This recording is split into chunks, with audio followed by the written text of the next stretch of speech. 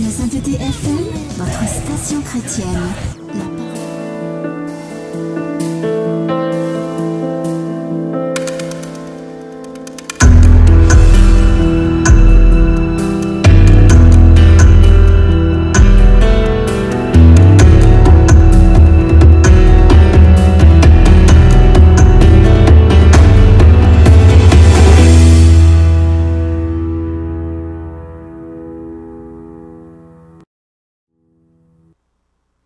Bienvenue. Si c'est la première fois pour toi de te connecter parce que quelqu'un t'aurait parlé de nos séances d'études bibliques hebdomadaires, bienvenue. Toi qui as déjà l'habitude de te connecter tous les mardis, mercredis et jeudis à partir de 21h.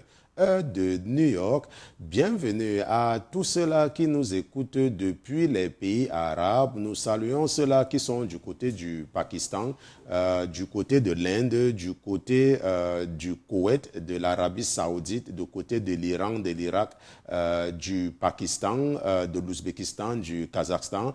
Nous saluons également ceux qui sont du côté de la Russie, du côté de la Norvège, de la Suède, de la Finlande, de l'Islande, des pays de l'Europe du Nord, sans oublier évidemment ceux qui nous écoutent depuis la France, que ce soit à Paris ou à Bordeaux, ou à Rennes ou à Nantes. Nous ne les oublions pas, ceux de Lyon également. Je salue particulièrement ceux qui nous écoutent depuis le Canada, depuis les États-Unis où nous sommes, et ceux également qui sont du côté de l'Argentine, du Brésil, du Paraguay, de l'Uruguay, du Pérou, de la Bolivie, du Panama, de tous ces pays, même au niveau de l'Équateur. Nous saluons nos auditeurs de l'Afrique, un salut particulier à ceux-là qui sont de plus en plus nombreux du côté de la Côte d'Ivoire, du côté du Togo, du côté du Bénin, du côté du Cameroun, du côté du Tchad, des deux Congos, le Congo-Kinshasa et le Congo-Brazzaville. Nous saluons également ceux du Gabon. Bienvenue à tous les pères de famille, à toutes les mères de famille qui ont pris la ferme résolution d'éduquer spirituellement leurs enfants par ces séances d'études bibliques hebdomadaires. Bienvenue ma soeur, bienvenue mon frère. Je remercie le Seigneur Jésus-Christ pour ta vie. Je remercie le Seigneur Jésus-Christ pour vos vies. Je le remercie d'avoir mis dans vos cœurs le désir des choses spirituelles. La parole de Dieu nous enseigne dans le livre unique du prophète Ézéchiel. Dans Ézéchiel chapitre 13 verset 10, la parole de Dieu dit « Et ces choses arriveront parce que, oui, parce qu'ils égarent mon peuple en disant paix, quand il n'y a point de paix. Mon peuple bâtit un mur, eux, ils le recouvrent de mortier. » La parole de Dieu dit que ces choses vont arriver. Certainement, elles t'arriveront parce que tu te laisses égarer par un commerçant.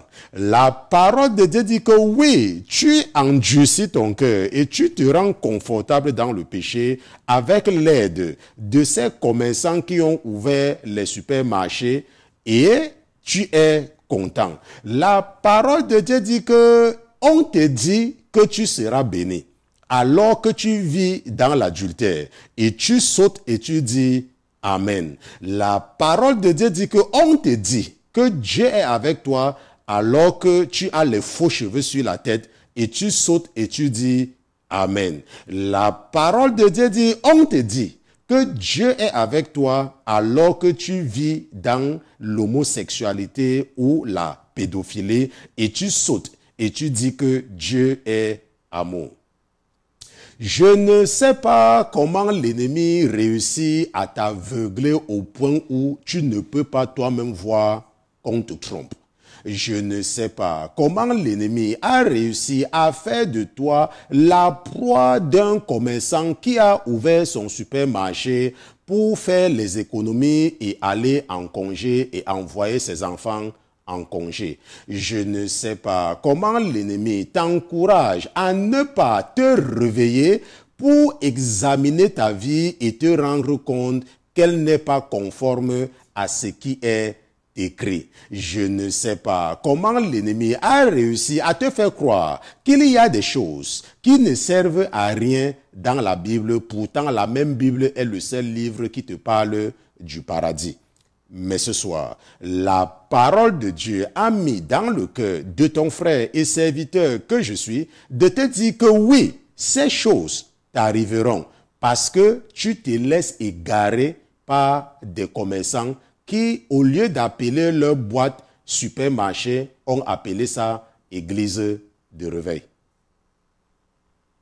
Je remercie le Seigneur Jésus-Christ pour ta vie. Ce soir, nous allons commencer une série d'enseignements très importants sur la croissance spirituelle et nous allons nous inspirer du chapitre 4 du livre de Job c'est ce chapitre qui va nous aider à étudier, je ne sais pas combien de temps ça nous prendra, l'influence des amis dans la vie du chrétien. Ce soir, ça sera la première partie, l'influence des amis dans la vie du chrétien.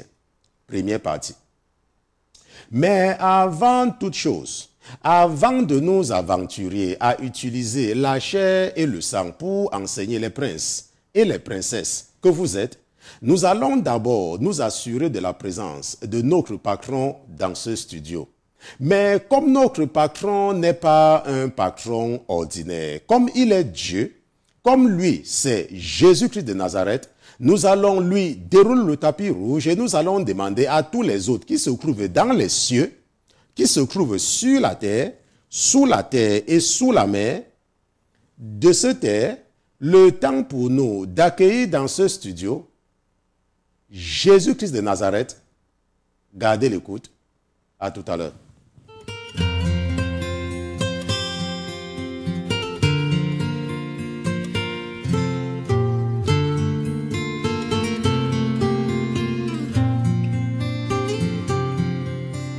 Les mots s'envolent, les vœux sont brisés et les promesses ne sont point tenues. Une famille divisée, l'amour déchiré, nuit après nuit, tant de larmes j'ai versé. Guéris mon cœur, calme ma douleur. Je choisis de pardonner, j'apprends à vivre, acceptant les blessures de mon âme. Viens guérir mon cœur, ô Seigneur. Mes amis m'ont quitté et d'autres exigé. Nos âmes, viens guérir tes enfants, papa. Viens nous aider à nous conformer à ta volonté. Viens nous aider à nous conformer à ce que tu nous as donné dans ton livre précieux et que tu nous as instruit à appeler la Bible. Viens, papa, viens nous guérir. Guéris nos mentalités, guéris nos cœurs. Aide-nous à être conscients de ta parole. Aide-nous à savoir que tu nous as fait de façon merveilleuse et que chaque fois que nous cherchons à te corriger, nous t'offensons. Papa, me voici en tant que ton serviteur en ta présence, mais je ne suis pas venu seul. C'est toi qui m'as confié mes frères et mes sœurs, c'est toi qui m'as donné ce troupeau nombreux. Papa, c'est toi qui as mis dans leur cœur d'être attentif aux enseignements qu'ils reçoivent. De toi à travers ton serviteur, leur frère que je suis, Père éternel, permets-moi une fois de plus de venir en ta présence avec mes frères et mes sœurs serviteur, le troupeau que tu m'as confié. Papa, nous n'avons pas la prétention d'être justes et que c'est cette justice qui nous amène à venir vers toi. C'est justement parce que nous sommes conscients que nous sommes des pécheurs. C'est justement parce que nous sommes conscients que nous t'avons offensé, que nous avons péché par action, que nous avons même péché par omission, que nous avons eu honte de toi et que nous avons encouragé tes ennemis à se moquer de toi. C'est cette conviction qui nous pousse à venir vers toi pour te demander pardon. Père éternel, pardonne-nous nos offenses. Pardonne et aie pitié de nos âmes. Ne permets pas à nos âmes de connaître la corruption. Ne nous envoie pas là où il n'y a que des pleurs et des grincements de dents. Mais papa, comment pouvons-nous nous conformer à ta parole à moins que ton esprit nous aide et nous guide? Nous savons que ta parole est juste, mais tu nous as également mis dans cette peau, dans cette couverture d'argile. Tu nous as donné cette chair dont les désirs nous amènent à toujours nous détourner de ta voix, nous encourage toujours à ne pas écouter l'ange de la promesse. Papa, donne-nous la force de dominer sur la chair, parce que seulement cette domination peut nous aider à nous focaliser plus sur les choses qui concernent ton royaume. Papa, regarde avec un œil de pitié le troupeau que je te présente ce soir. Ne regarde pas qu'ils t'ont offensé en journée, ne regarde pas qu'ils t'ont offensé hier. Regarde seulement, papa, ton attribut de miséricorde et ton attribut de grâce, ce nom précieux et ce nom glorieux que tu as déclaré lorsque tu as fait voir ta gloire à ton serviteur Moïse. Tu as dit que sur toute la surface de la terre, il n'y avait personne aussi humble que Moïse et il n'y avait personne à qui tu parlais directement comme tu lui parles. C'est pour cela, papa, que lorsqu'il t'a dit qu'il voulait voir ta face, tu as dit, personne ne peut voir mon visage et vivre. Mais tiens-toi dehors, je passerai et tu pourras avoir un aperçu. Et lorsque tu es passé devant Moïse, tu as dit, l'Éternel, l'Éternel, l'Éternel, riche en bonté, lent à la colère et plein de miséricorde. Père éternel, n'oublie pas les déclarations qui étaient sorties de ta bouche et qui ont été enregistrées dans le monde spirituel par les autres qui se trouvent dans les cieux, sur la terre et sous la mer. Père éternel, c'est cet attribut de miséricorde et de grâce que nous implorons ce soir. C'est cet attribut de miséricorde et de lenteur à la colère que j'implore pour mes frères et mes sœurs. Papa, pardonne-leur leurs offenses et ne les soumets surtout pas à la tentation. Aide-nous chaque jour à marcher selon ta volonté. Aide-nous chaque jour à nous conformer à ta volonté et accorde-nous tout ce que nous avons besoin pour pouvoir être conscients à chaque seconde des dangers du péché. Nous te disons également merci, Père éternel, de ne jamais mépriser nos rendez-vous de la semaine. Nous te remercions surtout pour ta présence ce soir parmi nous, parce que tu es Dieu et en dehors de toi, les autres qui se revendiquent Dieu n'ont rien créé. Et tu as même d'ailleurs promis dans le livre de ton serviteur Jérémie que tu les détruiras parce qu'ils osent mettre des pieds d'achoppement sur la voie de ceux que tu as choisi et que tu es en train de former pour les préparer à vivre pour l'éternité avec toi. Nous te remercions pour l'esprit de la révélation au nom de Jésus-Christ, ton serviteur et tes enfants. D'une seule fois, nous te disons Amen, Amen, Amen.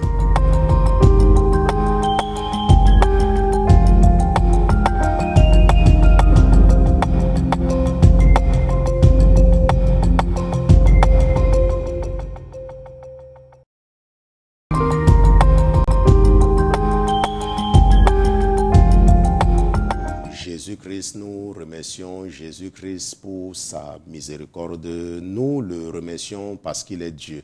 Nous le remercions parce que sans Jésus-Christ, bien évidemment, il nous serait totalement impossible de croire à quoi que ce soit et d'espérer à quoi que ce soit. La parole de Dieu nous dit dans 1 Pierre chapitre 3 verset 7. La parole de Dieu nous dit dans 1 Pierre, nous allons partir ensemble là-bas, 1 Pierre chapitre 3.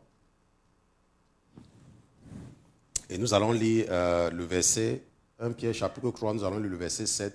La Bible dit que Marie, de même, conduisez-vous avec sagesse envers vos femmes, comme envers un peu plus faible, en lui rendant honneur, puisqu'elles hériteront avec vous de la grâce de la vie, afin que vos prières ne soient point entravé, n'est-ce pas? Je sais que mon épouse est en train de vous montrer ceci.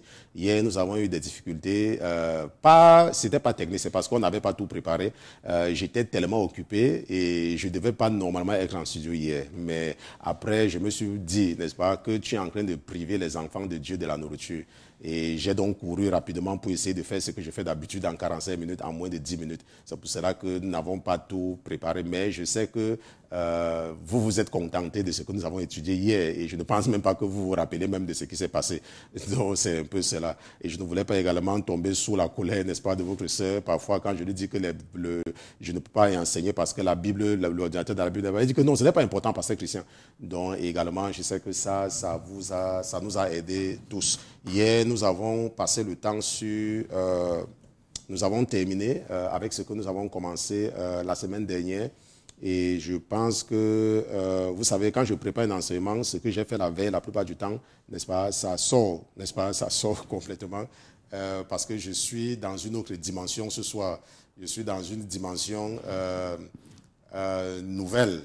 C'est pour cela que lorsque j'enseigne, moi-même, après moi-même, n'est-ce pas, je vous ai dit ça plusieurs fois, je réécoute mes propres enseignements et je suis même surpris que c'est moi-même qui ai même, n'est-ce pas, enseigné cela. Donc, je suis juste en train de regarder dans mon ordinateur. Hier, c'était mardi le 16 avril, et nous avons vu la dernière partie sur le Léviathan. Et nous avons compris qu'il y a un esprit, n'est-ce pas, une principauté, n'est-ce pas, une domination qui est sous le contrôle exclusif de Dieu. Et que lorsque cette principauté t'attaque ou attaque ton église ou attaque, n'est-ce pas, n'importe ton ministère, même la prière que tu fais ne va servir à rien, n'est-ce pas? Tu as seulement besoin de la grâce de Jésus-Christ. Parfois, tu te trouves dans une situation où tu ne sais pas, tu as tout prié, tu as jeûné et rien ne marche, n'est-ce pas? Il faut toujours penser au Léviathan. C'est ce que nous avons vu hier. Et ce soir, donc, en introduction, n'est-ce pas, nous sommes en train de voir 1 Pierre, chapitre 3, verset 7, où la Bible nous dit que nous devons nous conduire avec sagesse envers nos femmes. Okay? Ça veut dire quoi la sagesse? Nous avons étudié la sagesse. Si tu n'as pas suivi cet enseignement, tu peux toujours aller sur notre chaîne YouTube, la Sainteté TV, et tu vas retrouver l'enseignement Qu'est-ce que la sagesse? Okay? Tape seulement là, Qu'est-ce que la sagesse, la Sainteté TV, et tu auras cet enseignement. J'ai enseigné là-dessus. Et la Bible nous recommande, nous les hommes mariés, n'est-ce pas, de nous conduire avec sagesse envers nos femmes. Pourquoi? Parce que ce sont des êtres faibles. Nous avons vu que les femmes sont émotives. Et nous avons vu que Dieu a maudit la femme en déposant à la femme quelque chose qui l'amène toujours, n'est-ce pas, à désirer, n'est-ce pas? Les désirs de la femme sont toujours tournés vers son mari.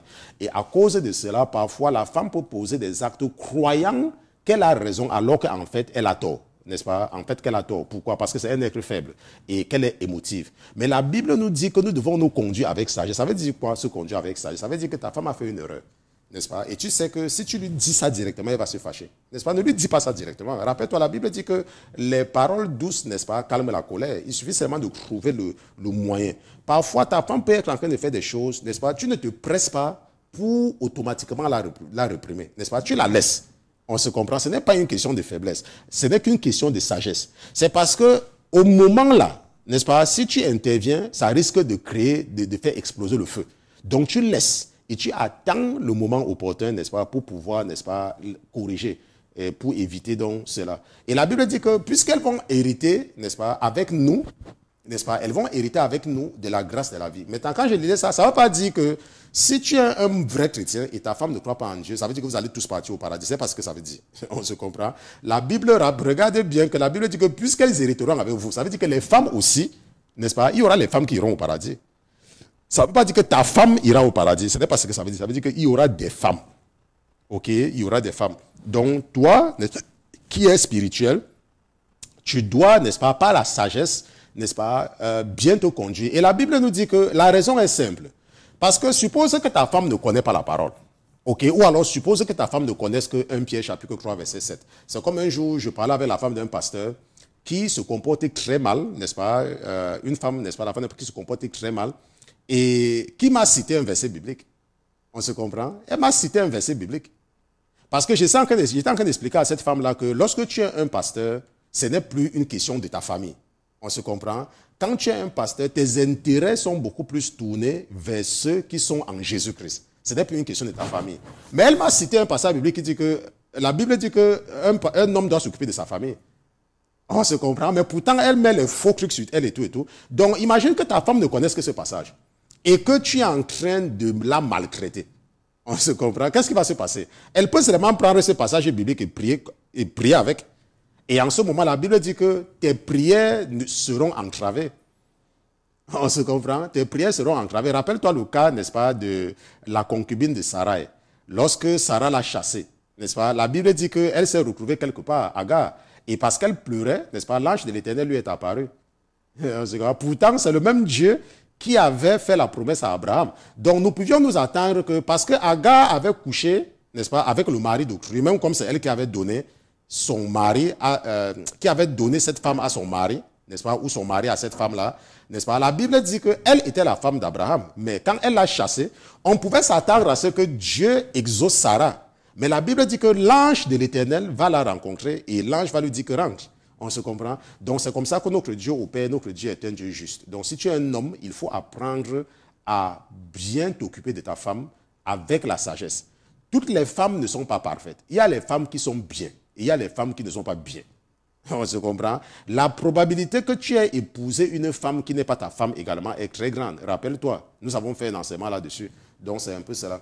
Donc nous allons donc entrer dans le sujet, n'est-ce pas, de ce soir. Ça, c'était la troisième partie de nos séances d'études bibliques.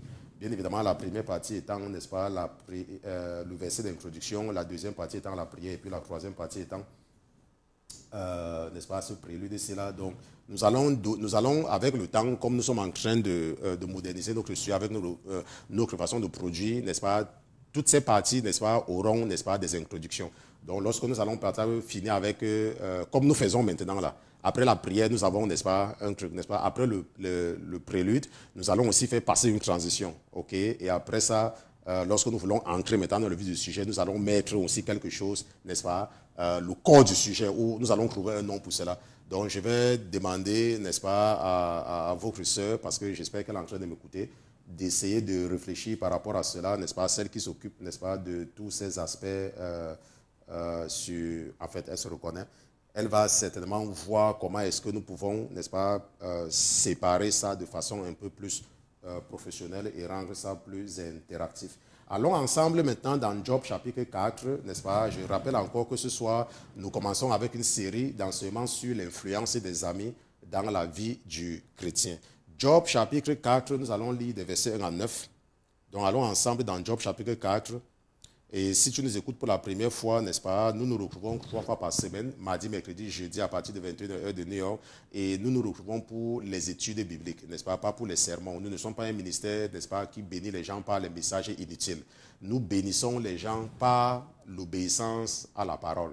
Et je ne me rappelle pas d'une seule personne qui me suit depuis, même si c'est quelques mois de façon fidèle, dont la vie est demeurée la même. Je n'en connais pas. N'est-ce pas? Pour vous qui m'écoutez depuis, vous savez que vos vies ont changé. N'est-ce pas? Vos vies ont changé sans que je n'ai besoin de vous dire que oh, Dieu va te bénir. Amen. N'est-ce pas? Vos vies ont changé parce que vous avez commencé à vous conformer à la parole de Dieu. C'est pour cela que vos vies ont changé. Parce que la vraie prophétie, c'est la parole de Dieu. Ok? Il y a les gens qui, quand ils ont des problèmes, au lieu de dire qu'ils cherchent un marabout, ils disent qu'ils sont en train de chercher un prophète. Et ils partent, quand le prophète prêche, ils sont en train de dormir. Mais quand les prophéties commencent, ils se réveillent, n'est-ce pas, pour écouter. Un jour, je disais à une femme, n'est-ce pas, quand j'allais encore, n'est-ce pas, dans mon église locale chez le prophète Georges, je lui disais un jour que ce qui est surprenant, ce que j'ai constaté depuis des années, c'est qu'il y a beaucoup de gens qui viennent dans nos séances de délivrance parce qu'ils veulent que le prophète les appelle pour leur dire quelque chose. Ok? Et je leur disais que ce qui est surprenant, c'est que lorsqu'on t'appelle pour te délivrer, ça veut dire que tu as un problème, n'est-ce pas? Quand on t'appelle pour te délivrer, ça veut dire que tu as un problème. Et il y a des gens que, quand ils vont à ces séances de délivrance, ils veulent qu'on les appelle. Ça veut dire qu'ils sont contents, n'est-ce pas, qu'on les délivre. Ça veut dire qu'ils sont dans le péché. Ils sont dans le péché et ils sont contents qu'on les délivre. Mais quand on ne les appelle pas, ils sont fâchés. Ils disent que oh, depuis que je viens ici, le prophète ne m'a jamais appelé. Attends, quand on appelle les gens pour aller devant, c'est ce que dit à une sœur, c'est pour faire quoi? C'est pour les délivrer. Ça veut dire que donc tu es convaincu que tu es possédé. On se comprend? Et c'était quelque chose, n'est-ce pas, de vraiment surprenant. Dans Job chapitre 4, nous lisons à partir du verset 1. N'est-ce pas? La Bible dit dans Job chapitre 4, à partir du verset 1, que alors Eliphaz de Théman prit la parole et dit. Alors Eliphaz de Théman prit la parole et dit, si l'on tente de te parler, te fâcheras-tu, mais qui pourrait retenir ces paroles? Voici, tu as souvent instruit les autres, et tu as fortifié les mains affaiblies. Tes paroles ont relevé ceux qui chancelaient, et tu as raffermi les genoux qui pliaient. Et maintenant que le malheur t'arrive, tu te fâches, et parce qu'il t'a atteint, tu es tout éperdu. Ta piété ne fait-elle pas ta confiance, ton espérance, n'est-ce pas l'intégrité de tes voies? Cherche dans ta mémoire quel est l'innocent qui a péri et où des justes ont-ils été exterminés. Pour moi, j'ai vu que ceux qui labourent l'iniquité et qui sèment la peine la moissonnent. Ils périssent par le souffle de vie et ils sont consumés par le vent de sa colère. On se comprend? Job chapitre 4, j'ai lu les versets 1 à 9, parce que nous sommes dans le chapitre 4, et c'est ça qui a inspiré cette série d'enseignements où nous allons prendre peut-être une semaine, n'est-ce pas? Ça va peut-être en deux, peut-être en 3 parties, minimum 3 parties, sur, n'est-ce pas, l'influence des amis dans la vie du chrétien. Maintenant, avant de nous élaborer là-dessus, n'est-ce pas, nous allons partir dans, je pense que ça doit être dans 1 Corinthiens, chapitre 3, parce que je n'ai pas mis le passage dans mes notes, donc nous allons retrouver ça ensemble, ok? Donc ne vous abusez point. Donc nous allons partir ensemble dans l'épître de Paul aux Corinthiens. C'est dans 1 Corinthiens chapitre 15, à partir du verset 33. Allons un peu ensemble dans 1 Corinthiens chapitre 15 et lisons à partir du verset 33. Allons là-bas ensemble, n'est-ce pas? Si tu as ta Bible, tu peux également prendre ta Bible et puis tu lis. Donc allons rapidement dans 1 Corinthiens chapitre 15, verset 33. La Bible dit que ne vous abusez point. Les mauvaises compagnies corrompent les bonnes mœurs. Sortez de votre ivresse pour vivre justement et ne péchez point. Car quelques-uns sont sans la connaissance de Dieu. Je le dis à votre honte, n'est-ce pas? La Bible dit qu'il y a des gens qui n'ont pas la connaissance de Dieu. On se comprend? La Bible dit qu'il y a des gens avec qui tu peux être, qui n'ont pas la connaissance de Dieu. La Bible dit, moi je vous ai raconté comment le Seigneur m'a donné l'opportunité de rencontrer un ancien d'église qui ne lisait pas la Bible. On se comprend? Il était un ancien d'église, mais qui ne lisait pas la Bible. C'est lorsque le Seigneur me l'a confié que j'ai commencé, n'est-ce pas, que je l'ai amené à commencer à lire la Bible. Et aujourd'hui, je peux, n'est-ce pas, remercier le Seigneur de m'avoir utilisé dans ce sens, n'est-ce pas, il l'évangélise même, n'est-ce pas. Mais il a été ancien d'église pendant des années, mais il ne lisait jamais la Bible. On se comprend? Et la Bible, la parole de Dieu nous dit et ne péchez pas car quelques-uns sont sans la connaissance de Dieu. Il y a des gens qui vont à l'église parce qu'ils ont grandi dans l'église. Ça veut dire que tous les dimanches, leurs parents les amènent à l'église. On se comprend? Mais ils ne connaissent pas qui est Dieu. Okay? Ils ne connaissent pas la parole de Dieu. Okay? Et la Bible dit que ne vous abusez point, les mauvaises compagnies corrompent les bonnes mœurs. Maintenant, ce qu'il faut comprendre ici, et lorsque votre papa m'a inspiré à aller prendre ce passage, il m'a bien évidemment dit que ça ne concerne pas Job, ok, ce n'est pas par rapport à Job. Nous prenons seulement ceci parce que nous voulons faire ressortir quelque chose.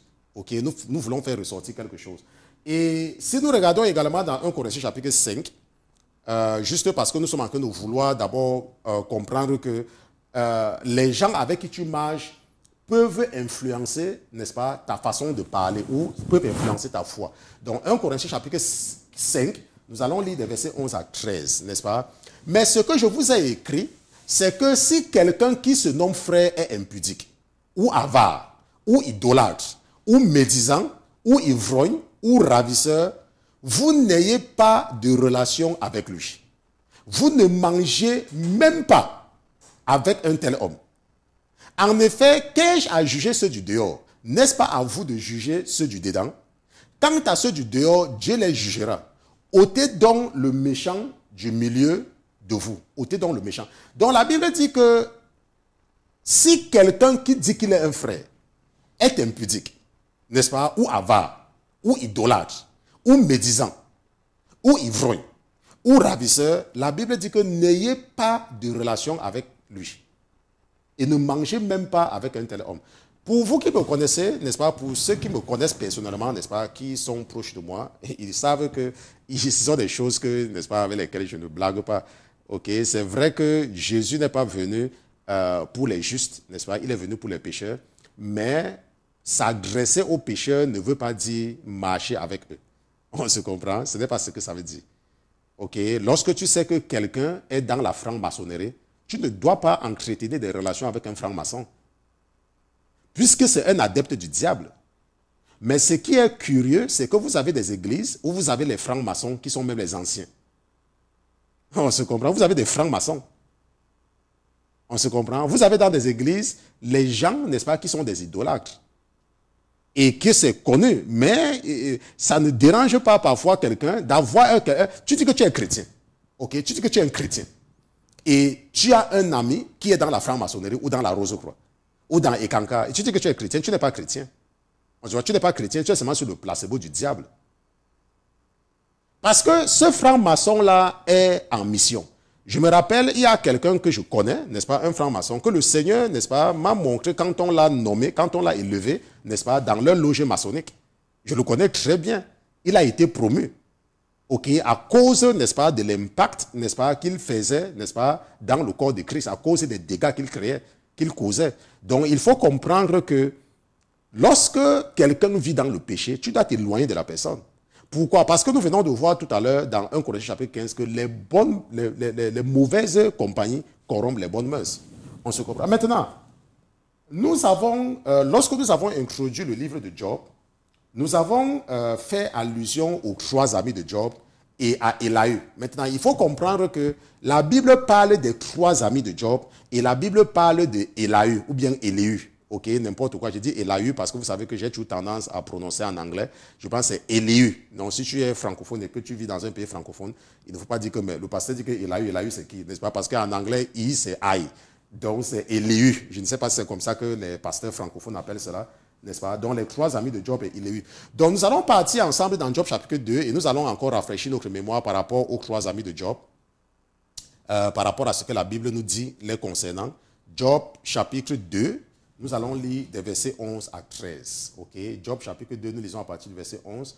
La Bible nous dit dans Job chapitre 2 à partir du au verset 11 que « Et 3 amis de Job », n'est-ce pas? Je préfère, parce que ceci sera très important par la suite. Parce que nous allons faire un enseignement spécial.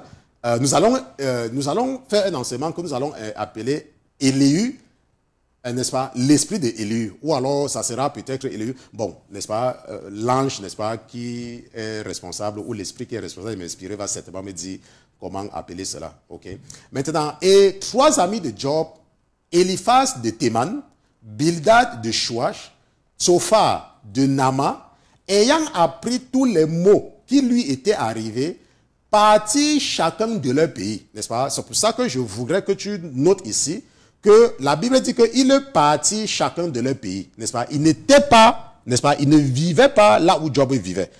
Donc je dis cela parce que tout à l'heure, lorsque je lisais, je pense que 1 Corinthiens chapitre 15 ou 1 Corinthiens chapitre 5, je vous ai dit que ça ne s'applique pas à Job, ok? Mais que je lisais seulement ça pour comprendre l'impact, n'est-ce pas, de certaines personnes dans nos vies. Ok, donc ici là, ces 3-ci ils ne vivaient pas au même endroit. C'était les amis de Job, parce que la Bible dit que c'était les amis de Job. Ok, mais ils ne vivaient pas dans le même. Chacun était éloigné. Parce que à cette époque-là, lorsque vous avez étudié la Mésopotamie ancienne, rappelez-vous, quand nous avons étudié la Mésopotamie ancienne, n'est-ce pas, les villes étaient comme des pays, n'est-ce pas, les villes, on appelait ça les villes-États. Donc il y avait les villes. N'est-ce pas, quand tu pars dans une ville, par exemple, comme Eridu ou bien Uruk, ou bien n'est-ce pas, où c'était un pays, c'était comme une ville-État. Parce que dans ces villes-là, il y avait des rois. Ok, c'était des rois, ils étaient indépendants. C'est après, n'est-ce pas, qu'il y a eu des confédérations. C'est pour ça que vous voyez des pays comme les États-Unis, par exemple. Nous, par exemple, maintenant, nous sommes dans le New Jersey, n'est-ce pas? Il y a également l'État de New York. Vous voyez, donc c'est l'État de New York, c'est l'État de New Jersey. On se comprend. Donc, mais pour quelqu'un qui vit aux États-Unis, c'est comme une ville, n'est-ce pas? C'est que ce sont des villes-États. C'est comme ça qu'il faut comprendre cela. Et la Bible dit donc que les 3 amis de Job, Eliphaz, Shuach et Bildad et Tsophar, n'est-ce pas? Eliphaz, Bildad et Tsophar. Nous allons les étudier séparément, n'est-ce pas? Parce que nous allons étudier les 3 amis de Job, n'est-ce pas? De façon détaillée et de façon séparée, n'est-ce pas? La Bible dit qu'ils étaient donc partis de leur pays et ils s'étaient entendus, n'est-ce pas, du jour qu'il devait venir visiter Job, pour venir lui faire leurs condoléances et le consoler. Condoléances, pourquoi? Parce que Job a perdu ses enfants, n'est-ce pas? La Bible dit qu'il a perdu ses fils, et, n'est-ce pas, il a perdu tous ses enfants, et le consoler parce qu'il a perdu tout, il a tout perdu, n'est-ce pas? Et la Bible nous dit au verset 12 que, et ayant de loin levé les yeux, ils ne le reconnurent pas. Alors ils élevaient la voix et ils pleuraient et ils déchiraient leur manteau et ils jetaient de la poussière vers le ciel au-dessus de leur tête. Puis ils restaient assis à terre avec lui 7 jours et 7 nuits et aucun d'eux ne lui dit une parole car ils voyaient que sa douleur était fort grande. N'est-ce pas? C'est un peu ce qui se passe, n'est-ce pas, dans certains pays africains, n'est-ce pas, lorsque quelqu'un meurt. Je pense qu'on garde le corps à la morgue et après cela, on peut enterrer. Après l'enterrement, les gens reviennent encore rester au sol, n'est-ce pas, pendant un certain nombre de jours. Et après, maintenant, ils font ce qu'on appelle la neuvaine ou n'importe quoi, ou la 14e ou n'importe quoi, je ne me rappelle plus très bien. Et c'est donc comme ça. Il faut savoir que les traditions africaines, n'est-ce pas, sont des traditions, nous puisons cela, n'est-ce pas, des traditions de la Mésopotamie, n'est-ce pas, parce que ça, on appelle ça le berceau de la civilisation. Et c'est comme ça que certains dieux étaient adorés, même notre Dieu, n'est-ce pas, même ceux qui croyaient en Dieu faisaient ça. Mais c'est seulement que lorsque Dieu a voulu commencer un nouveau chapitre, ok, la Bible dit qu'il a dit à Abraham de partir de là. Ça veut dire que Dieu était présent en Mésopotamie. On se voit, Dieu était présent en Mésopotamie. Mais il a dit à Abraham que pars de là, parce que je veux commencer quelque chose de nouveau. Donc, il y a donc des traditions africaines, n'est-ce pas, que ce n'est pas que c'est contre les trucs de Dieu. Non, ce n'est pas que ça. Il y a des choses qui n'ont rien, que ce ne sont pas des péchés. Si quelqu'un, par exemple, meurt, n'est-ce pas, tu te couches au sol pendant... Ce n'est pas mauvais, on se comprend. Mais seulement que Dieu ne veut pas que nous nous appuyions sur ces choses, n'est-ce pas? La Bible dit que personne ne sera sauvé en obéissant à la loi. Le salut est une grâce. Donc, tu ne peux pas t'accrocher sur la loi pour être justifié. C'est un principe qu'il faut comprendre. Parce qu'il y a beaucoup de chrétiens qui pensent que, oh, je ne mets pas les faux cheveux, je ne mets pas le pantalon, je vais tuer la jupe, je vais tuer ça, je ne mets pas les rouges à lèvres, je vais partir au paradis. Laisse-moi te dire. Ça là, ce que tu fais, c'est bien. Mais ce n'est pas ça qui va t'amener au paradis. Ce qui va t'amener au paradis, c'est ta relation avec Jésus-Christ. Peut-être tu vas me dire que, mais, pasteur Christian, quand je fais ça, ça veut dire que j'ai une relation avec Jésus-Christ. Je t'ai dit que, je ne dis pas que ce que tu fais là est mauvais. C'est bien et c'est louable. Mais ne crois pas que ce n'est pas que c'est parce que tu ne portes pas les pantalons que tu iras au paradis. Parce que la Bible nous dit dans le livre du prophète Isaïe que même notre justice est comme une serpillère souillée devant Dieu. Dimanche dernier, je suis parti regarder le courrier dans notre ancien appartement quand nous étions encore à New York. Et j'étais avec mes enfants et puis mon épouse, mais elle est restée dans la voiture. Et nous sommes entrés dans l'immeuble, n'est-ce pas? Nous sommes partis parce que je voulais prendre quelque chose qu'on avait laissé là-bas. Et quand je suis entré, j'ai vu que c'était très sale. On se comprend. J'ai vu que c'était très sale. Mais pourtant, c'est là-bas qu'on vivait. Et nous avons vécu là-bas pendant 9 ans. Parce qu'il a suffi que nous partons de là, de cet environnement, pour nous retrouver ailleurs, qu'en revenant, de voir que c'est très sale. Et j'ai même voulu, n'est-ce pas, essayer de jongler ma femme seulement pour aller lui faire voir ça, pour qu'elle voit ce que je dis. C'est la même chose pour quelqu'un, si tu m'écoutes et que tu vis en France, ou en Angleterre, ou en Europe, ou au Canada, ou aux États-Unis, n'est-ce pas, quand tu pars de ton pays, pour ces pays-là, n'est-ce pas, quand tu retournes dans ton pays d'origine, qu'est-ce que tu constates? Tu te rends compte que ton pays est très sale. On se comprend? C'est la même chose. Dieu fait tout cela seulement pour nous raconter une histoire. De la même façon, parfois, tu peux être un chrétien. Tu crois que tu es juste. Ça veut dire que tu crois que, oh, depuis que je suis en Jésus, je ne bois plus, je ne fume plus, je m'occupe de ma femme, je ne pars plus en boîte de nuit, je ne fais plus ceci, je ne fais plus cela. Oh, je suis un vrai chrétien, je suis un vrai chrétien, je suis un vrai chrétien, je vais aller au paradis, machin. Laisse-moi te dire. La Bible dit que maudit est celui qui n'obéit pas à toute la loi. Or, nous savons que même les Juifs n'ont pas pu respecter la loi. Même Aaron n'a pas pu respecter la loi. Le premier grand prêtre, le grand souverain, lui-même, il n'a pas pu. Toi, tu peux. Tu ne peux pas. Donc, il faut apprendre à s'appuyer sur la grâce. Pas que tu vis dans le péché. Non. Tu fais tout ce que la Bible te dit de faire, mais tous les jours, tu pleures. Que Seigneur Jésus ait pitié de mon âme. Il n'y a rien. Si Dieu te montre. J'ai eu des problèmes avec mon épouse quand elle est venue aux États-Unis pour la première fois parce que lorsque je lui demandais parfois de laver, n'est-ce pas, la cuisine, elle faisait de son mieux. Mais je voyais que c'est sale.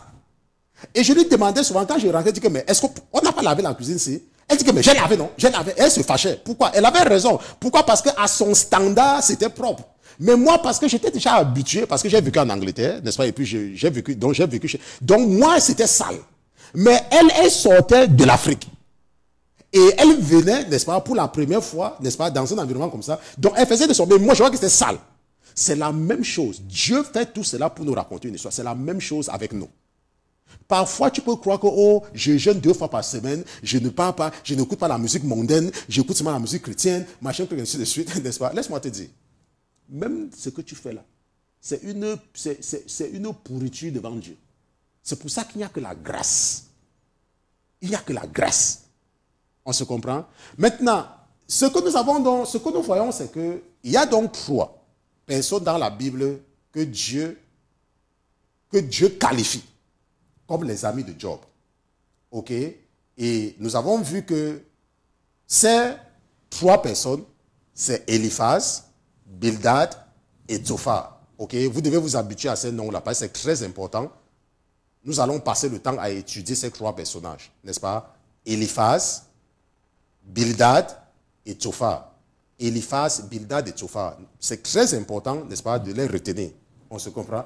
Bon, maintenant, ce que nous constatons ici, là, regardons un peu, je vais demander à mon épouse de montrer Job chapitre 2, verset 11. N'est-ce pas? La Bible dit que, et 3 amis de Job, Eliphaz de Théman, Bildad de Shoa, Zophar de Nama, ayant appris tous les maux qui lui étaient arrivés, partirent chacun de leur pays et convinrent ensemble d'un jour pour venir lui faire leurs condoléances et leur consoler. Maintenant, regardons un peu quelque chose que la Bible que votre papa a attiré mon attention, n'est-ce pas? L'esprit qu'il m'a donné, n'est-ce pas? Je vous ai toujours dit que, n'est-ce pas, quand je dis, il y a des choses que, si le Seigneur me dit quelque chose, comme maintenant là, n'est-ce pas? Il nous fait des révélations. Il y a des choses que nous voyons. Là, je vais vous dire que le Seigneur a dit, ou le Seigneur nous a révélé que. OK? Et parfois, si je dis quelque chose, que c'est que ça vient de mon esprit, il faut toujours faire la différence maintenant. OK? Parce que maintenant, nous sommes dans 2 phases. Avant, je disais que mon esprit, l'esprit que j'ai reçu. Mais maintenant, il y a des révélations que le Seigneur nous fait.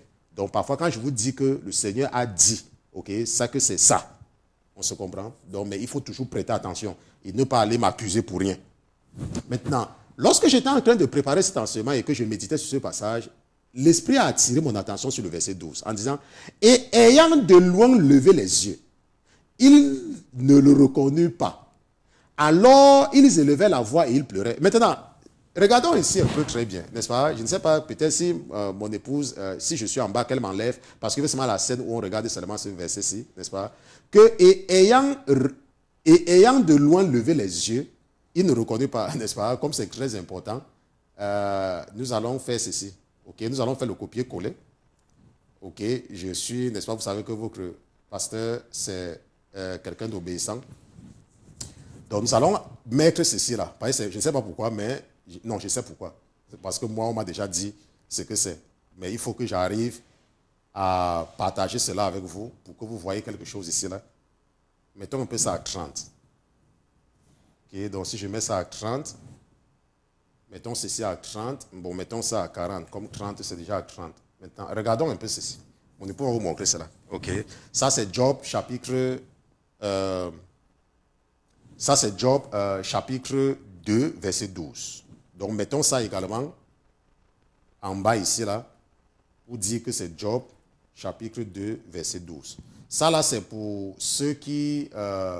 vont pouvoir seulement regarder la partie ici pour qu'ils puissent comprendre quand nous faisons le commentaire là-dessus. Okay. Maintenant, regardons ici.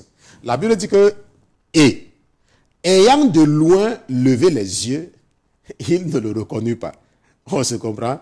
Tu vas peut-être dire que, mais, pasteur Christian, quel qui est mystérieux dans ce passage-ci? Ça, c'est le passage-ci qui envoie beaucoup de personnes en enfer. Le passage-ci, là. N'est-ce pas? Ça, là, que nous sommes en train de voir, là. C'est ça qui envoie beaucoup de personnes en enfer. Il y a des gens que Dieu a bénis, comme Abraham. Ça veut dire que Dieu les a éloignés de la maison de leur père. Les a éloignés de très loin parce qu'ils évoluaient dans des environnements qui ne facilitaient pas leur conversion. Et nous avons étudié cela lorsque nous avons étudié le biotope spirituel. Peut-être à l'époque, je n'ai pas appelé ça le biotope ou l'écosystème spirituel. Ok, ne pas dire que c'est dans la Bible. Hein. Ça, ce sont les mots du pasteur Christian. Ok, si tu as fait au moins la classe de 3e, tu sais ce que c'est que l'écosystème. Et tu sais que on t'a enseigné, n'est-ce pas, ce qu'on appelle le biotope, n'est-ce pas, l'environnement, n'est-ce pas, le biotope. Bon, maintenant, donc, nous savons que en fonction de l'environnement, les conditions de croissance sont définies. Ok, en fonction de l'environnement. Maintenant, parce que Abraham vivait dans un pays idolâtre, n'est-ce pas, à Our en Chaldée, et nous avons étudié la Chaldée, et nous avons vu que, n'est-ce pas, Our, c'était en Chaldée qui était dans le sud de la Mésopotamie, n'est-ce pas, vers la Perse, et à côté des autres villes-États comme Uruk et Rudu. Nous avons déjà étudié cela. Dieu a dit que non. Je vais l'enlever dans cet environnement qui est pollué et je vais l'envoyer ailleurs. Maintenant, quand Abraham partait, son père a dit que non, tu ne vas pas partir parce que tu es mon fils. Alors qu'il n'était pas le fils unique, son père va le suivre. Ou alors, il va prendre son père. Mais Dieu ne pouvait rien réaliser avec Abraham, avec l'influence de son père. Donc, il va donc s'arranger à ce qu'il s'arrête quelque part. Et la Bible dit qu'ils vont s'arrêter quelque part et son père va mourir là-bas. Et quand son père va mourir là-bas, n'est-ce pas, Terah, le père d'Abraham, n'est-ce pas, là où je pense que Jacob va partir rencontrer ses femmes, n'est-ce pas, Léa et Rachel, n'est-ce pas, c'est là-bas, n'est-ce pas, dans là où le beau-père, le beau-frère de Jacob, bon, son beau-père, parce que c'est le père de ses femmes, et qui est le frère, n'est-ce pas, de sa mère, ok, là où il vivait. C'est là-bas que le père d'Abraham, n'est-ce pas, va mourir. Et après cela, maintenant, Dieu va maintenant dire à Abraham, ok, maintenant, continue le chemin. On se comprend. Et Abraham, maintenant, va continuer. Malheureusement pour lui, Lot, qui a déjà hérité des mauvaises habitudes de Our, va aussi s'accrocher à lui. On se comprend. Pourquoi? À cause des caprices de Sarah. Je pense que je vais vous expliquer ça là. Ça, ce n'est pas l'enseignement. Et il va décider quand même de partir avec Lot. Mais Dieu va s'arranger, n'est-ce pas, à donner à Lot ce qu'il recherchait. Parce qu'il y a les gens qui s'accrochent seulement à nous à cause de la bénédiction. Dieu va donc enrichir Lot pour le faire partir loin d'Abraham, afin de commencer quelque chose. On se comprend? Et nous savons qu'Abraham va se tourner, n'est-ce pas, du côté de Sodome et Gomorrhe. Maintenant, ce que nous voyons, c'est quoi? C'est qu'il y a des gens qui vivaient en Afrique. On se comprend? Et en Afrique, ils étaient dans des familles qui pratiquaient l'animisme, ou alors les parents qui ne connaissaient pas Jésus. Et parce que Dieu a un plan pour eux, Dieu les a enlevés de là, s'est arrangé pour qu'ils aient les visas. C'est pour ça que vous allez voir qu'il y a beaucoup de familles et que tu te reconnais dans ce que je te dis, n'est-ce pas? Tu es la première personne dans ta famille, n'est-ce pas, à quitter pour aller vivre à l'étranger. C'est un plan que Dieu a pour toi. Maintenant, ce qui se passe, c'est que ces gens-là, quand ils arrivent à l'étranger, le Seigneur trouve le moyen d'envoyer quelqu'un dans leur vie pour les convertir au christianisme. Et pour les encourager même à vivre dans la sanctification. Mon esprit m'a attiré mon attention que je suis en train d'utiliser la parole de Dieu comme c'est ma parole, n'est-ce pas? Donc mettons ça entre guillemets. Ok? Tout ça c'est important. Hein? J'ai mis ça, je n'ai pas mis les guillemets comme si c'était moi. Mais on me disait que quand j'ai relancé un coup d'œil, on a dit mets les guillemets. Il faut être honnête spirituellement. Ça, ce ne sont pas mes paroles. Ok? Donc maintenant, ce qui se passe donc, c'est que vous allez voir des gens qui adoptent un mode, qui commence à vivre dans la sanctification. N'est-ce pas? Elle ne porte plus, elle ne met plus les faux cheveux sur la tête, elle ne met plus les rouges à lèvres, elle vivent vraiment bien. Mais le jour qu'elles veulent voyager et qu'elles veulent aller dans leur pays, on se comprend, tu les vois encore s'habiller comme avant. Pourquoi? Parce qu'elles ne veulent pas qu'arriver là-bas, que les gens disent que, oh, tu as changé, tu ne fais plus ceci, tu ne fais plus cela. On se comprend? Et c'est comme cela, donc maintenant qu'elles partent encore ramasser la boue pour venir mettre sur eux.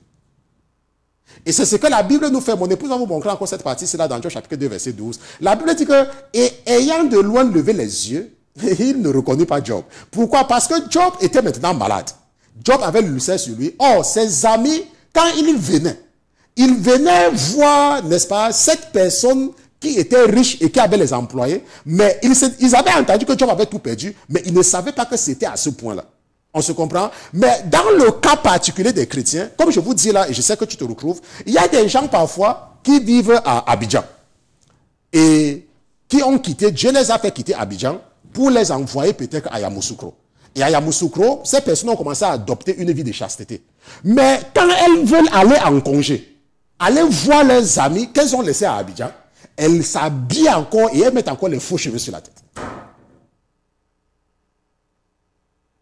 C'est ça ici, là. On se comprend? Donc ça, c'est très, n'est-ce pas? Ça, c'est très important de comprendre. Maintenant, ce qui va nous aider dans l'étude des amis de Job, n'est-ce pas, au cas par cas, c'est que nous devons d'abord, pour entrer ici, là, ça c'était jusqu'au chapitre 2, n'est-ce pas, nous avons vu que,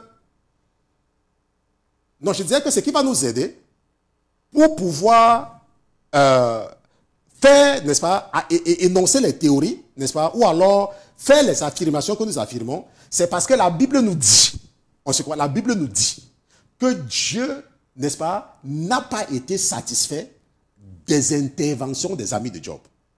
Ok, ça veut dire quoi? Ça veut dire que si Dieu n'a pas été satisfait, ça veut dire que nous devons donc regarder, n'est-ce pas, négativement les interventions ou les conseils que les amis de Job vont lui donner, puisque Dieu n'a pas été satisfait. Et nous allons voir ça tout à l'heure. Mais avant d'aller là où le Seigneur parle, n'est-ce pas, il y a, en plus des 3 amis de Job, il y a Élihu, n'est-ce pas, je suis juste en train de dire Élihu. Il y a Élihu, n'est-ce pas, qui est différent. Et la Bible ne dit pas que c'est un ami de Job, n'est-ce pas? La Bible le met là comme un observateur qui intervient après l'intervention, parce que lui, il intervient, je pense qu'à partir du verset, si je ne me trompe pas, il intervient pour la première fois à partir du verset 32. Ok? Mais pourtant, si nous regardons très bien les interventions des amis de Job, n'est-ce pas? Nous allons par exemple voir que Eliphaz intervient dans les chapitres 4, 15 et 22. Ok? Bildad intervient dans les chapitres 2, 8 et 25. Et Tsophar intervient dans les chapitres 11 et 20. Et après leur intervention, la parole de Dieu attire notre attention sur un certain Élihu, n'est-ce pas, qui lui intervient à partir du verset 32. Ok? Et lui, il est différent. C'est pour cela que nous allons faire un enseignement séparé par rapport à lui. Maintenant, allons un peu pour nous justifier, ok? Ou alors pour nous conforter. Enlevons le mot justification parce que ça a un caractère péjoratif dans ce cas-là, n'est-ce pas? Pour nous conforter dans nos hypothèses et dans nos théorèmes, n'est-ce pas? C'est quoi un théorème? Un théorème est une proposition mathématique qui est toujours vraie. On sait quoi? C'est un théorème. C'est comme ça qu'on définit le théorème. Donc, pour nous conforter dans notre théorème, ok, que les amis de Job sont les faux amis, nous allons seulement regarder ce que le Seigneur dit. Donc, allons voir ce que Jésus lui-même nous dit dans Job chapitre 42. N'est-ce pas? Si nous regardons dans Job chapitre 42, n'est-ce pas? La Bible dit dans Job chapitre 42, verset 7, or, après que l'Éternel eut ainsi parlé à Job, rappelle-toi que l'Éternel intervient, je pense, à partir du verset 40. Et la Bible dit que, or, après que l'Éternel eut ainsi parlé à Job, il dit à Eliphaz de Théman, parce que c'est lui qui parlait trop, ma colère est enflammée contre toi. Parce que, comme nous allons étudier le cas d'Eliphaz, je crois que nous allons commencer Eliphaz ce soir, mais malheureusement, on ne peut pas, n'est-ce pas? Lui parlait trop et il blasphémait vraiment. Et nous allons étudier les blasphèmes d'Eliphaz. Et vous allez vous rendre compte qu'il y a dans les églises de nos jours, les gens qui font la même chose, qui font les mêmes déclarations d'Eliphaz. On se comprend? Qu'il dit à Eliphaz surtout que ma colère est enflammée contre toi. Et nous allons également voir, quand nous allons étudier Eliphaz, qui est vraiment ce Eliphaz-là. Parce que la Bible nous parle de Eliphaz. Et ça va nous aider à toujours comprendre mieux, n'est-ce pas? C'est vrai que j'ai enseigné là où se trouvait Uth, là où Job vivait, mais ça va également nous aider à passer Eliphaz ici. N'est-ce pas? Jésus dit à Eliphaz que ma colère est enflammée contre toi et contre tes 2 amis. Mais tu vois qu'il s'adresse à Eliphaz. On se comprend? Il s'adresse à Eliphaz. Donc, ça veut dire quoi? Ça veut dire que nous pouvons affirmer, sans aucun risque de nous tromper, que ce Eliphaz-là, c'était un devin. C'était, n'est-ce pas, c'était un prophète. Puisque un prophète, c'est quoi? C'est quelqu'un à qui Dieu parle, n'est-ce pas? C'est un prophète, n'est-ce pas? Parce que la Bible ne dit pas que Dieu parle aux 2 autres. Il dit à Eliphaz que ma colère est enflammée contre toi, n'est-ce pas? Et contre tes 2 amis. Parce que vous n'avez pas parlé avec droiture devant moi, comme Job, mon serviteur. N'est-ce pas? Et la Bible dit que maintenant, prenez 7 taureaux et 7 béliers et allez vers mon serviteur Job, offrez un holocauste pour vous. N'est-ce pas? Offrez un holocauste pour vous et Job, mon serviteur, priera pour vous. Et par égard pour lui, je ne vous traiterai pas selon votre folie. Car vous n'avez pas parlé avec droiture devant moi comme mon serviteur Job. Et le verset 9 dit que et Eliphaz de Théman, Bildad de Shoa et Tsofa de Nama allaient et fit comme leur avait dit l'Éternel, et l'Éternel eut égard à Job. Et l'Éternel eut égard à Job. La Bible dit ici là que, n'est-ce pas, que offrez un holocauste pour vous et Job, mon serviteur, priera pour vous et par égard pour lui. Je ne vous traiterai pas selon votre folie. Je parle surtout aux gens qui ne respectent pas les pasteurs. Là. Ils te disent que oh, moi aussi je prie. Je peux aussi prier, Dieu va m'exaucer. Attends, la Bible dit, Dieu est en train de parler à quelqu'un. Toi, tu n'entends même pas la voix de Dieu. Tu n'entends même pas la voix de Dieu. Tu es même incapable d'interpréter même tes propres rêves. Mais tu as ce qu'on appelle l'orgueil spirituel de ne pas respecter certaines personnes qui ont de l'autorité. La Bible dit que Dieu est en train de parler à quelqu'un, Eliphaz. Mais il dit à cet Eliphaz-là que va voir mon serviteur Job. Va le voir. C'est lui, il va prier pour toi et pour tes deux amis. Et parce que j'aime Job, parce que j'ai une alliance particulière, je vais vous pardonner à cause de Job. N'est-ce pas, tu pries aussi? N'est-ce pas, tu pries aussi? Oh, je prie aussi. Moi, je pense que le pasteur, il croit même que quoi? Ah, je vais partir prier. Quand tu as un problème, tu appelles le pasteur ne répond pas, tu te fâches. Que oh, j'ai le texte même ne répond pas. Je parle même, j'écris même ne répond pas. Hein? Moi-même, je vais même, ah, c'est même quoi? Machin. Va prier. Va te mettre devant Dieu. Il va t'écouter. Avec l'orgueil. N'est-ce pas? Il y a les gens parfois, ils écrivent au pasteur Christian. Le pasteur Christian prend peut-être que 2 ou 3 jours, peut-être soit que de méditer sur ce que je dois leur répondre parce que j'attends aussi le signal. Est-ce que qui connaît tout? Il se fâche. Oh, j'ai écrit au pasteur, il a fait 1 semaine pour me répondre.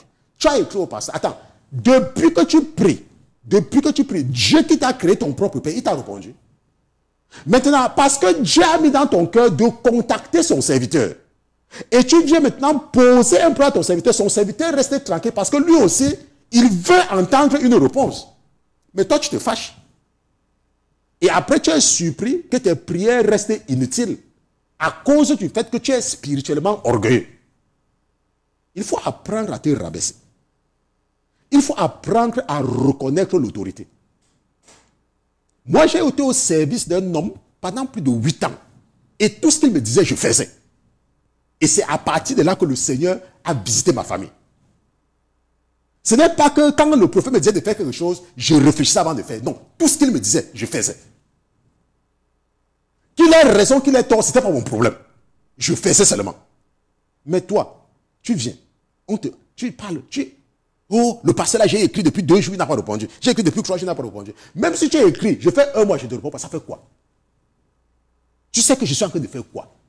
Ce que tu dois plutôt faire, si tu attends peut-être 1 semaine, le pasteur Christian n'a pas répondu, tu envoies un autre message, tu dis, pasteur, je m'excuse, je sais que vous êtes occupé, je ne sais pas si vous avez oublié mon message. Voilà comment quelqu'un qui est poli s'adresse à un pasteur. Ce n'est pas que tu te fâches, parce que tu as écrit au pasteur 1 fois. Le pasteur t'a pas répondu, tu te fâches, tu dis que tu n'écris plus. Alors que Dieu t'envoie à la source de ta bénédiction. On se comprend? Il ne faut pas tomber dans le piège du diable. Hein? Ok?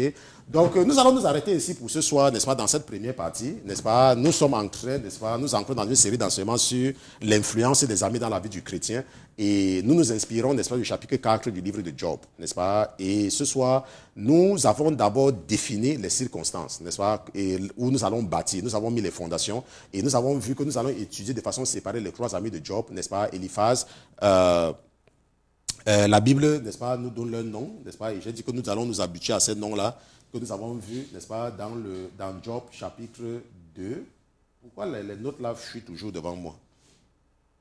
Je dois toujours avoir ces notes-là devant moi, n'est-ce pas? Donc c'est Eliphaz, n'est-ce pas, Bildad et Tsofa, n'est-ce pas? Nous allons les étudier de façon séparée. Donc, si c'était la première fois pour toi de te connecter, nous sommes la Sainteté FM, la Sainteté Télévision, nous sommes un ministère d'enseignement. Le Seigneur a certainement mis dans ton cœur de tomber sur cette vidéo au hasard parce qu'il a un plan pour toi, n'est-ce pas? Il sait que tu étais encore jusqu'à présent entraîné par la doctrine de la bénédiction et ta vie ne changeait jamais parce que tu vis toujours dans le péché. Il t'a envoyé écouter son serviteur parce qu'il veut que tu comprennes que sa bénédiction est automatique lorsque tu marches selon ce qui est écrit dans sa parole et non selon ce qu'un homme te raconte. Nous allons prier. Seigneur Jésus, je te dis merci d'avoir été présent dans ce studio ce soir. Je te remercie pour la vie de mes frères et de mes sœurs, le troupeau que tu m'as confié, papa. Je te remercie de veiller sur eux. Je te remercie de faire luire ton visage sur leur visage. Nous te disons merci, mon Dieu, mon roi, parce que tu es Dieu. Nous te disons merci surtout pour la présence de ton esprit et pour l'esprit de la révélation. Papa, permets-moi de te confier mes frères et mes sœurs. Permets-moi d'implorer ta grâce et ta miséricorde dans leur vie. Père éternel, veille sur eux dans leurs rêves et ne permets pas à ces forces sataniques, à ces forces démoniaques, à ces principautés sous-marines de venir entrer dans leurs rêves pour les faire poser des actes que tu as en abomination. Père éternel, merci de m'avoir une fois de plus exaucé au nom de Jésus-Christ. Amen, amen, amen.